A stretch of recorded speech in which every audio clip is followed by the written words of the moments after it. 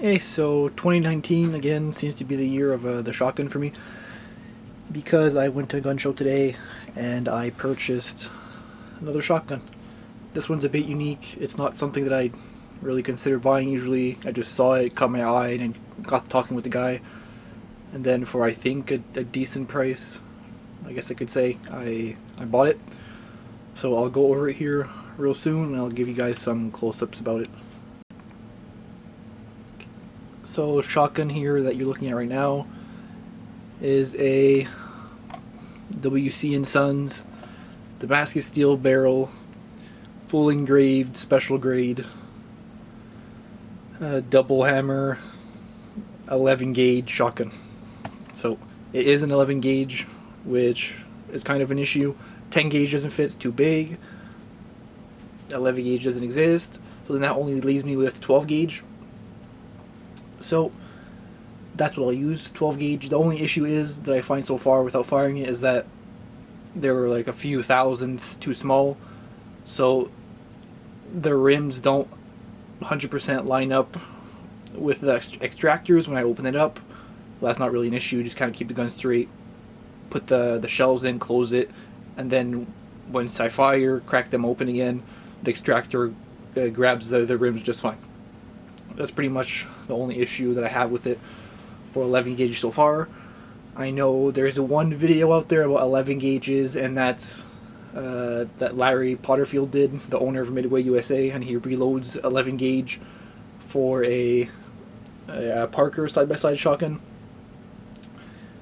And he makes 4 shells out of just 100% just brass round stock. He puts them in a lathe. He makes his own shells from scratch. So I'm definitely not doing that. So I'll just use 12 gauge because they seem to work just fine. So yeah, now for the close-ups. This thing's fully engraved, Damascus steel barrel, which means it's only black powder. So I'll use the same shells I use for my 1887. So yeah, now for the close-up shots. Okay, so for the left side, the receiver, obviously it's fully engraved, has a bunch of scrolling on it.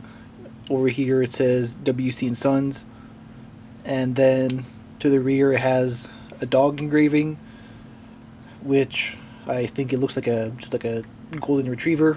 They probably used these back in the day for pheasant hunting or obviously just for fowling.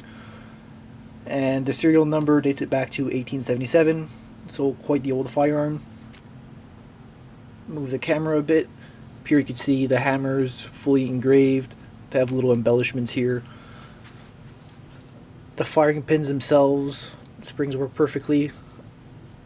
They have a large cap over them, unlike some, I guess, cheaper model shotguns. Like one I have, I paid $100 for it. It's a cool double barrel, 2.5 chambers also. But I mean, it's kind of made cheaply. So yeah, these are pretty much, I mean, indestructible as long as the spring gets there. They have a huge steel cap on the end of them. So moving down the left side, obviously I said mostly everything on here is engraved. Well, every single screw is embellished. Literally everything on here is pretty much engraved. You can start seeing the Damascus pattern on the barrel. And this thing isn't flawless. Obviously there's some rust spots on it, but I'll show you some of those after. It's really not much. I'll get to cleaning with it with some light steel wool and some board cleaner and some oil and such. Do some light scrubbing afterwards. Sadly, there's some reflection from the neon on top of me, but that's just, I mean, a rough view of what the Damascus pattern looks like. Pretty much looks like that everywhere. Looks super nice. I mean, it's a first for me. I never really had a Damascus shotgun myself, so pretty excited to get out and use this thing. Under the receiver, nothing's changed. The pivots, the screws, everything fully engraved. They really didn't hold back on anything on this gun, so I'm pretty sure it was a good buy. So on the fore end itself, you can see they had an ebony inlay on the tip, and that's the disassembly lever over here. So just by pulling this, everything comes off. And now I'll show you guys the underneath of the barrels, which says the gauge and the choke diameters. So these are the barrel markings. You could see that the one over here, I'll go over here I guess, that's just some type of proof stamp. This is a gauge. This is another type of proof stamp. And then here is supposed to be the choke sizes and stuff, but I mean, I can't read that. Super fine stamped in there. And there's a lot of patina in there, so I don't really know. I'll try later on with a magnifying glass. But you clearly see the proof marks, the 11 gauge, and all the other stuff that needs to be seen is there. Obviously I can't read, like I said, the choke tubes, but the left one is the tighter one. Just by looking at it I could see it's probably not full choke, maybe like a little bit modified cylinder. Then the right one is big open bore cylinder. So right side of the receiver is exactly identical, except that the dog engraving changes. The other side was probably a golden retriever. Then this side is something resembling a cocker spaniel, for example. So those are both retriever dogs for fowls.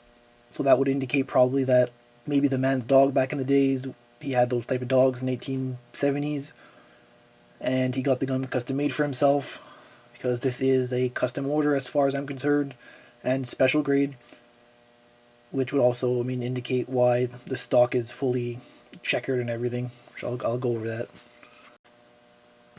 Like I said, the full fore end is checkered, and the rear pistol grip, that's all 100% checkered. It looks really nice. Usually not really a big fan, but on side by sides it kind of gives it a unique style. So I guess I'll roll with it for this one. And I'm a big fan of the round style pistol grip they had in those days. Not really the squared off style we have today, which I'm really not a fan of. Okay, so for the imperfections now. Well, right off the bat I can tell you that there's some little rust specks here, but that is just surface rust. I just have to take my sweet time and rub it off with some steel wool. But now for the, I mean, more serious rust, I guess you could say, is these pittings right here around the chambers. I mean, that's, most shotguns have that. It gets a lot of usage there. But I mean, that's just light pitting here. And on the other side, I think I saw like 1 or 2 little pits. It's nothing compared to this side. I mean, along the barrel, there's also, I noticed on one spot on the other side, it had a little speck of rust like this one.